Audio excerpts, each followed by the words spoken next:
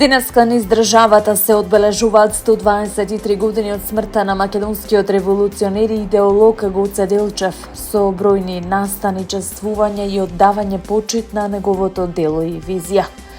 Делчев е роден на 4 февруари 1872 година во Кукуш, оставил длабока трага во македонската историја, како еден од клучните водачи на револуционерното движење и идеолог на внатрешната македонска револуционерна организација. Неговата борба за автономна Македонија, заснована на еднаквост и заеднички живот на народите, и денес представува инспирација. По повод годишнината, бројни делегации и граѓани положија цвеќе и се поклонија пред неговиот гроб во црквата Свети Спас во Скопје, каде што се одржа и панихида во организација на Македонската православна црква Охридска архиепископија.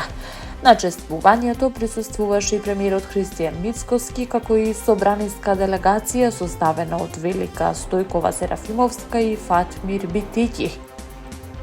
Во владата се одржа трибина насловена Темел на државноста, визија за иднината, на која учествуваа министри и представници на институциите, меѓу кои министерката за образование и наука Весна Јаневска, министерот за надворешни работи Тимчо Муцунски и министерот за култура Зоран Јутков. Воедно во Македонското собрание беше доделена државната награда Гоце Делчев за 2026 година за особени достигнувања во областа на науката, која им припадна на Михајло Марковиќ и Сонја Новотни за нивното дело од областа на македонскиот јазик. Чествување се одржа и на Универзитетот Гоце Делчев во Штип во соработка со општина Штип, каде се одвиваше културно-уметничка програма со учество на студенти и академскиот хор, како и положување цвеќе пред спомен бистата на Делчев. Делчев загинал на 4 мај 1903 година во селото Баница. Неговите посмртни останки денес почиваат во Скопје. Неговата мисла "Јас го разбирам светот" како поле за културен напревар меѓу народите и понатаму се толкува како порака за соживот, напредок и вистински вредности. Премиерот Христијан Мицкоски вели дека во односите и преговорите со Бугарија како влада ќе опстојат на она што представува наш корен, линија на македонскиот идентитет, дека тоа е црвената линија и од тоа нема да отстапат ниту милиметар. Не очекува да се промени наративот од бугарска страна и покрај најавите за формирање стабилна влада, се додека, како што рече, во земјава има политички и општествени структури кои се подготвени да коленичат пред бугарските власти. Во 21 век го негираат идентитетот на македонскиот великан Гоце Делчев. Во 21 век се уште македонскиот народ се соочува со овие предизвици за кои не би требало да се соочува. За жал, наместо да се бориме за заедничка иднина, за подобра иднина, ние се уште отвораме прашања од минатото. За жал, дел од тие прашања со своите корени се во средниот век, рече Мицкоски во одговор на новинарски прашања по панихидата, одржана по повод 123 годишнината од загинувањето на Делчев. Иако во Бугарија се очекува стабилна влада по подолго време, Мицкоски не очекува бугарскиот наратив да се промени.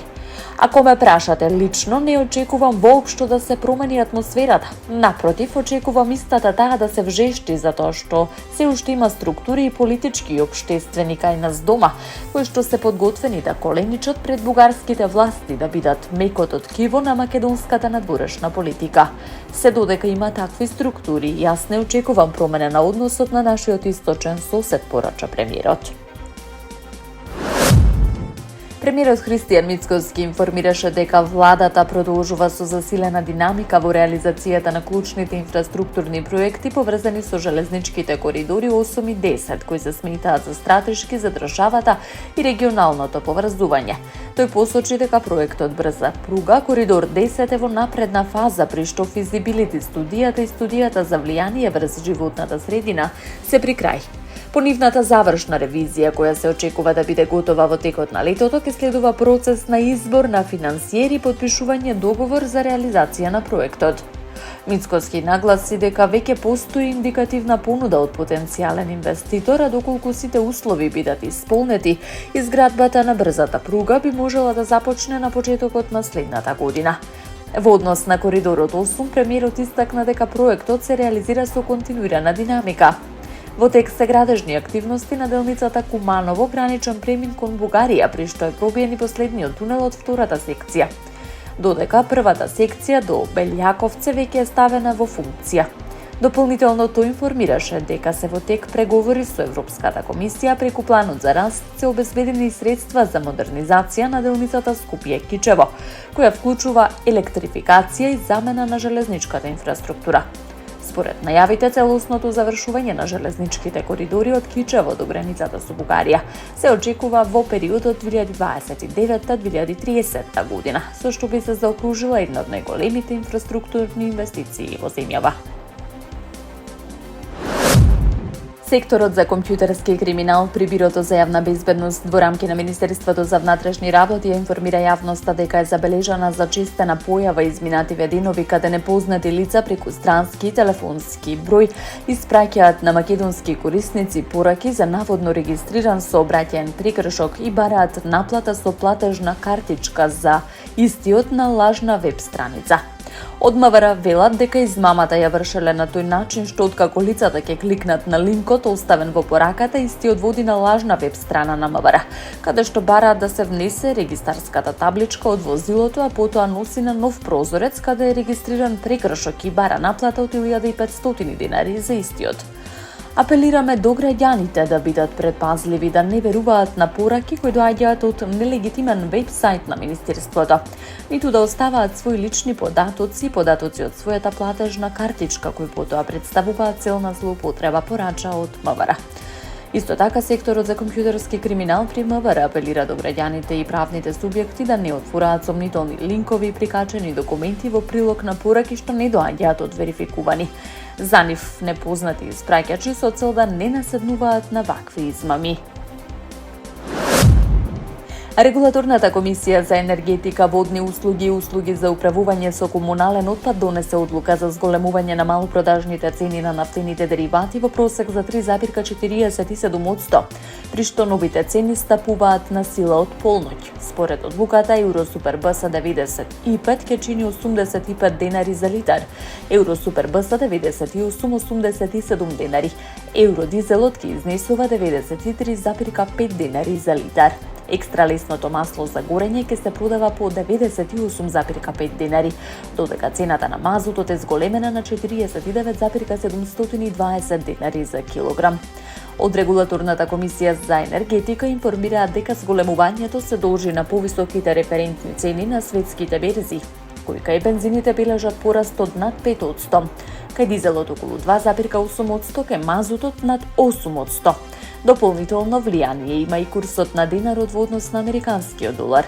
И покрај поскапувањето во пресметката се вклучени и намалени акцизи за бензините и дизелот, како и намален ДДВ за дел од дериватите, што делумно го ублажува растот на цените. Иранската војска соопшти дека ќе ги нападне сите американски сили што ќе се обидат да влезат во Ормускиот теснец, откако председателот на Соединетите американски држави Доналд Трамп најави почеток на операција за ослободување на бродовите блокирани во Персискиот залив. Началникот на иранската централна команда, генерал мајор Али Абдолахи, изјави за државната телевизија ИРИБ дека Ормускиот теснец е под целосна контрола на иранските вооружени сили и дека секое движење низ него мора да биде координирано со Техеран.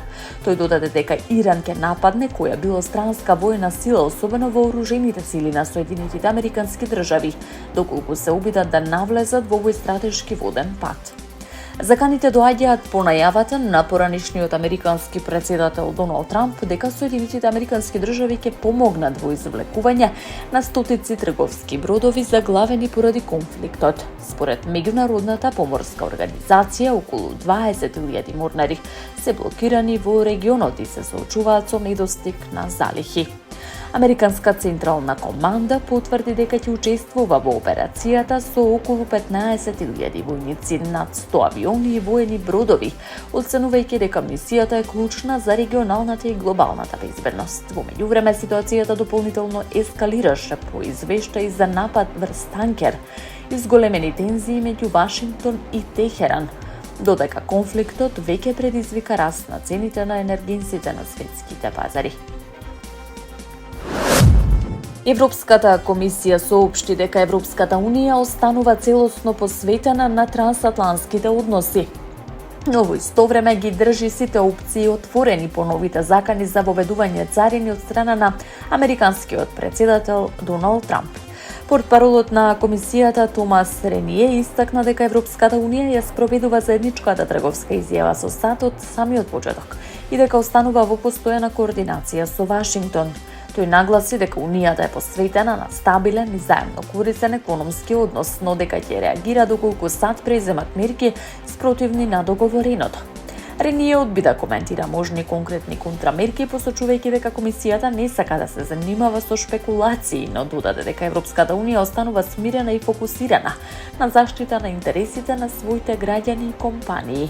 Новите закани за царини доаѓаат по критиките дека Европската унија не ги исполнила целосно обврските од постојниот трговски договор, кој предвидува царина од 15% за поголемиот дел од извозот од Унијата кон Соединетите Американски држави, вклучително автомобили и автоделови, додека од Европската унија се очекува поголем пристап за американските индустријски производи.